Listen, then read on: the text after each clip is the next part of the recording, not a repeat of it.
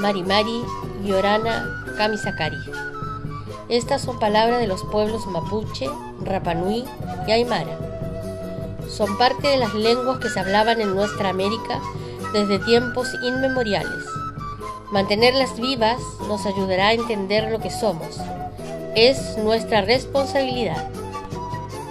Los españoles que llegaron al actual territorio de Chile se encontraron a su arribo con una serie de pueblos: aymaras, quechuas, chinchorros, collas, atacameños, changos, diaguitas, mapuches, picunches, chiquillanes, pehuenches, puelches, huilliches, chonos, cuncos, tehuelches, huaoniquén, selnam, huonas, cahuéscar, hualacalufes, yaganes y rapanui, incorporados a Chile el 9 de septiembre de 1888, los cuales se diferenciaban unos de otros por poseer marcadas y propias características culturales.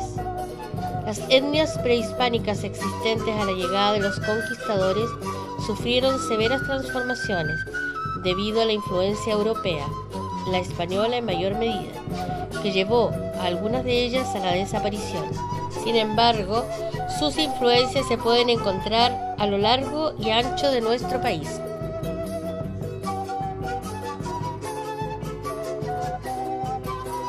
Pueblo aymara. La civilización Tiwanaku, que se desarrolló 2000 años antes de Cristo, suele considerarse como el primer estado aymara. Al momento de enfrentar al imperio incaico en 1430, el pueblo aymara estaba dividido en varios estados, situación que fue aprovechada por los invasores. La última comunidad independiente aymara fue la de Lupacas. Este pueblo se dedica a la agricultura y la ganadería y se ubica en la región que va desde el lago Titicaca, pasando por los faldeos cordilleranos hasta el noreste argentino. En Chile se le puede ver en la región de Tarapacá y en menor proporción en la región de Atacama. Los aymaras, que habitan el altiplano, crían ovejas, llamas, ganado y alpacas, pero tienen pocos cultivos. Por su parte, quienes viven en la precordillera han podido desarrollar la agricultura mediante el antiguo sistema de terrazas, cultivando papas, cebada y quinoa. Es por eso que los pastores y agricultores intercambian sus productos entre sí.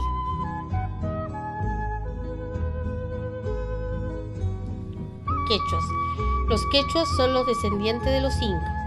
En nuestro país ocupan el territorio que va desde Caquena por el norte hasta Parinacota por el sureste y Putre por el oeste, compartiendo con los aymaras la zona precordillerana y altiplánica.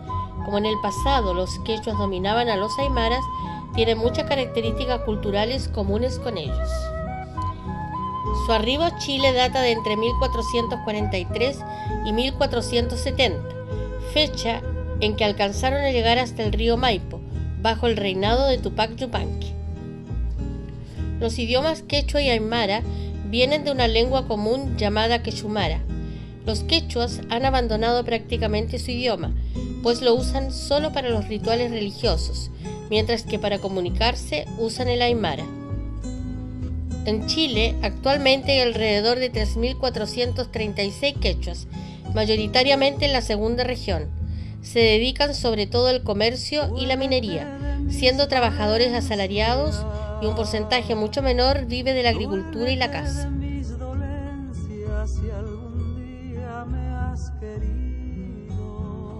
Atacameños, Licanantay. Los atacameños o Licanantay viven en los oasis, valles y quebradas de la provincia de Loa, en el norte de Chile, segunda región. Sus principales centros ceremoniales son Caspana, Paine, Socaire, San Pedro de Atacama y Toconao. Ellos provienen de antiguos cazadores y recolectores que se adaptaron a la zona gracias a las favorables condiciones que ofrecía la cuenca del río Loa. Esta cultura alcanzó un gran desarrollo en el siglo XV, antes de la llegada de los incas. Ancestralmente se destacaron en la metalurgia, alfarería, textilería y técnicas de cultivo de la tierra en terrazas. Este pueblo, al igual que aymaras y collas, forjó su identidad después de la desintegración de Tiwanaku, cuando los pueblos altiplánicos se dividieron en varios reinos. La lengua que hablan se llama Kunza.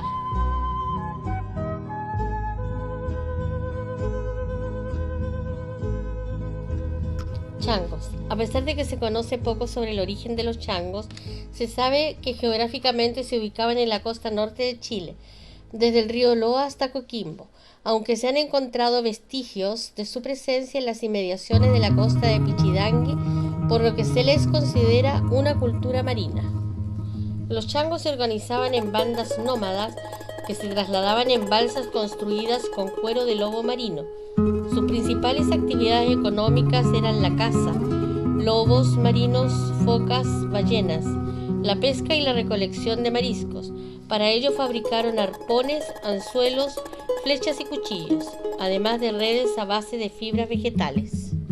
Los changos esporádicamente se refugiaban en las zonas costeras, en donde lograron establecer contactos con los pueblos agricultores del norte chico, diaguitas. Fruto de estas conexiones fue la leve incorporación a su dieta del maíz.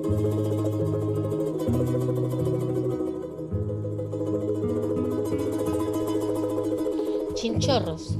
Habitaron en la costa de Arica y Parinacota, desde Tarapacá y Antofagasta. Se dedicaban a la pesca, a la caza y la recolección de productos marinos. Tenían la capacidad de sumergirse a varios metros de profundidad. Eran hábiles buzos. Sus viviendas estaban hechas de cuero de lobos marinos. Cerca de 9.000 años atrás, los primeros exploradores descubrieron la abundancia de vida a lo largo del litoral y, a medida que estos cazadores-recolectores comenzaron a asentarse, se fueron transformando en pescadores expertos.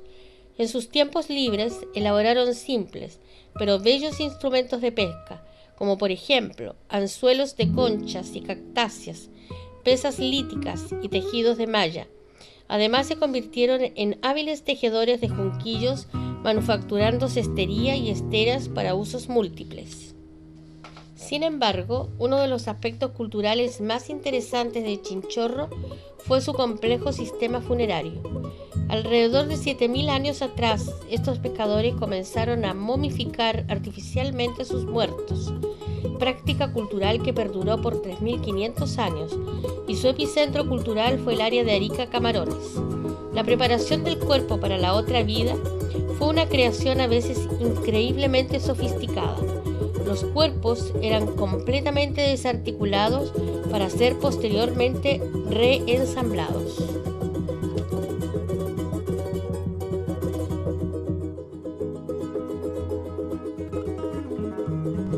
Diaguitas.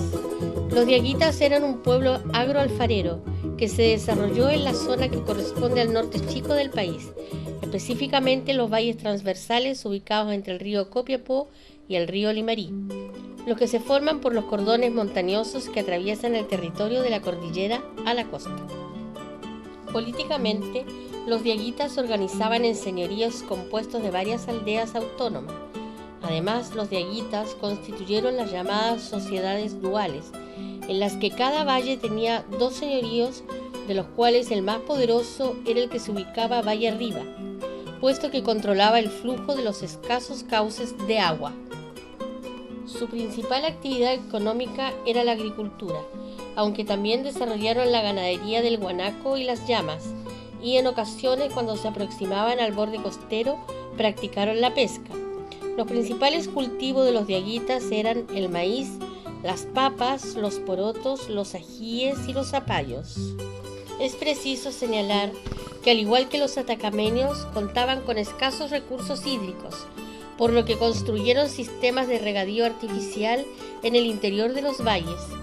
Los diaguitas son considerados grandes artistas, puesto que conocieron y desarrollaron la metalurgia del cobre, aunque se destacaron mayormente en el campo de la cerámica y la textilería, gracias a sus vasijas con forma de pato y a sus elaborados diseños de prendas de vestir. Hablaban la lengua cancan. Mapuches. Los mapuches, o gente de la tierra, fueron quienes opusieron una mayor resistencia a la dominación europea en América. Contribuyó a esto la ausencia de una autoridad central, ya que los jefes soloncos estaban dispersos en el territorio. Asimismo, aunque las comunidades eran autónomas entre sí, respondían como nación a la defensa de su territorio. Sus luchas contra los españoles fueron inmortalizadas en la Araucana, el famoso libro de Alonso de Ercilla. Actualmente constituyen uno de los pueblos originarios más numerosos, con una población cercana al 500.000 de individuos. Los mapuches eran una etnia compuesta por una serie de tribus seminómadas que se hallaban dispersas desde el río Itata hasta las cercanías del río Toltem. En este territorio, las tribus mapuches se hallaban organizadas en pequeñas comunidades, las que estaban formadas por extensas familias consanguíneas de aproximadamente 50 miembros. A estas comunidades o clanes se les denominaba lob y eran conducidos por un lonco. La base de la dieta mapuche era el piñón, fruto que obtenían mediante la recolección. Su alimentación la completaban con el consumo de animales que cazaban como zorros o pumas. Los mapuches hablaban la lengua mapudungún, hecho por el cual a todas las demás etnias que compartían este elemento se les suele considerar mapuche. Por ello, para diferenciarlo, a los mapuches en algunas ocasiones se les designa como araucanos, términos que fue utilizado por los españoles para denominar al pueblo más numeroso y belicoso que encontraron en Chile.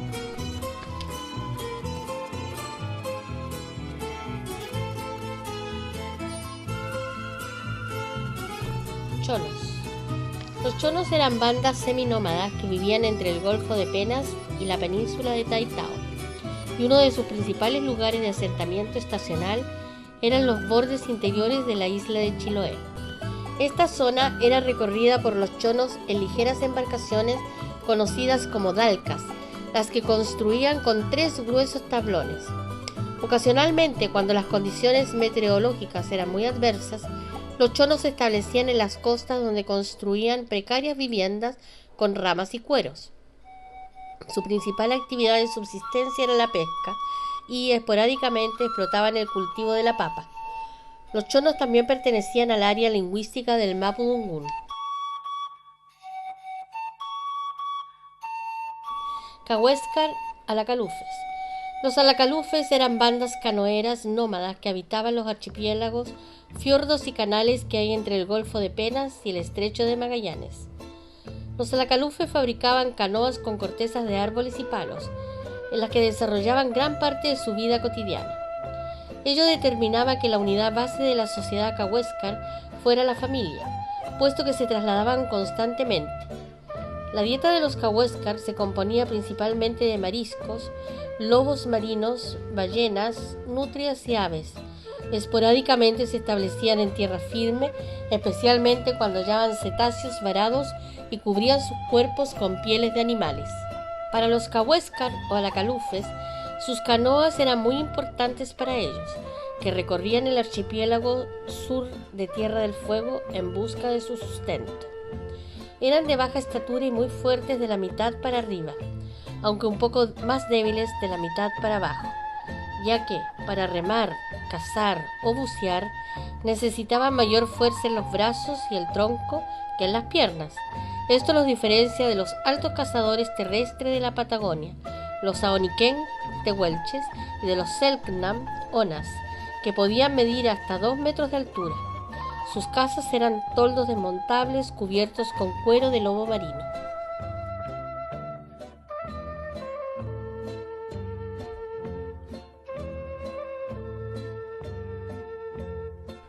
Aoniquén, tehuelches.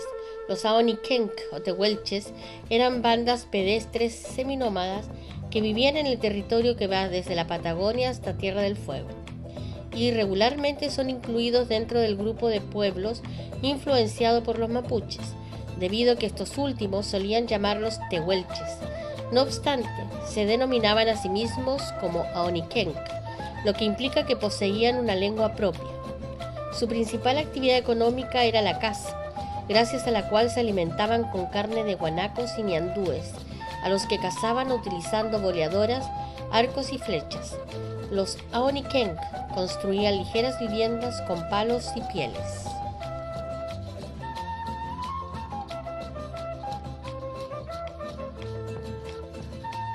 Selknam onas.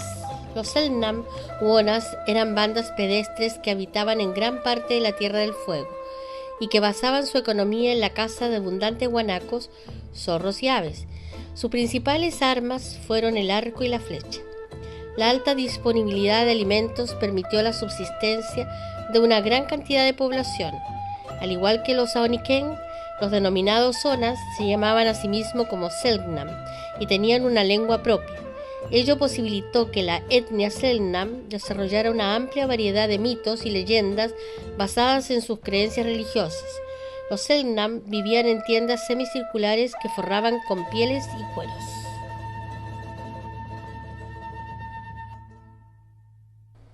Yaganes. Los Yaganes eran un pueblo de bandas nómadas canoeras que habitaban más allá de Tierra del Fuego, en la orilla sur del canal Bigle y en las islas adyacentes. Su principal actividad económica era la pesca y la caza de animales marinos.